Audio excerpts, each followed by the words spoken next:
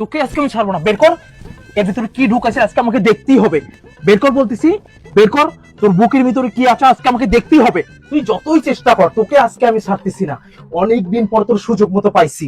বের কর বলতেছি, বের কর। দুষ্টু কোকিল ডাকে রে, কুক কুক কুক কুক। আমি তো ভুলেই গেছি আজকে বাসায় যে কি কি রান্না করব, সেই ব্যবস্থা তো এখান থেকেই করতে হবে আমাকে। দুজনে মিলে চলো যাই পালাইয়া, পিরিতের খাতায় আগুন দিছি লাগাইয়া। আহ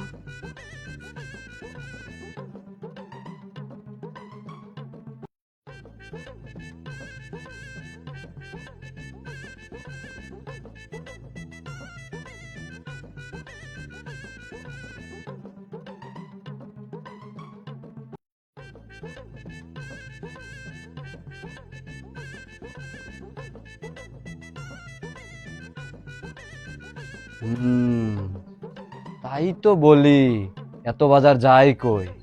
চুন্নির বাচ্চা চুন্নি, আজকে ওর খবর আছে।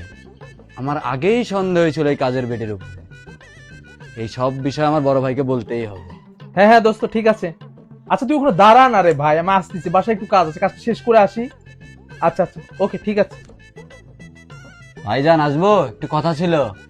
ও আচ্ছা তুই, আচ্ছা ঠিক আছে, আয় ভিতরে আয়।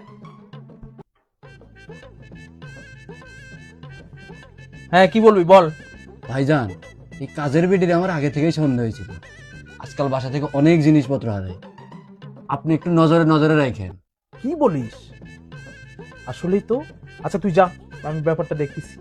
ঠিক আছে ভাইজান, আপনি কিন্তু কথাটা মনে রাখেন। আচ্ছা আচ্ছা ঠিক আছে, তুই যা। যাই বলো খাবারটা কিন্তু খুবই সুন্দর হয়েছে। সাদ্দাম,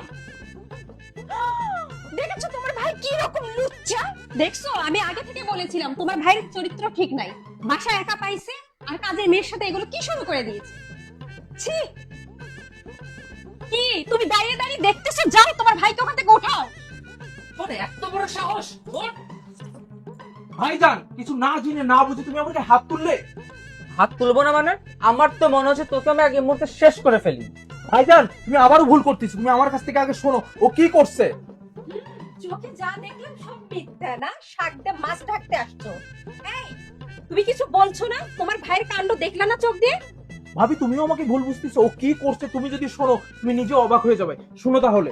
সে যে কেন এলো না, কিছু ভালো লাগে না, এবার আসুক তারে আমি মজা দেখাবো। এতদিন আমার মনের মধ্যে যে আশাটা ছিল, আজকে এটা দিয়েই পূরণ করব আমি।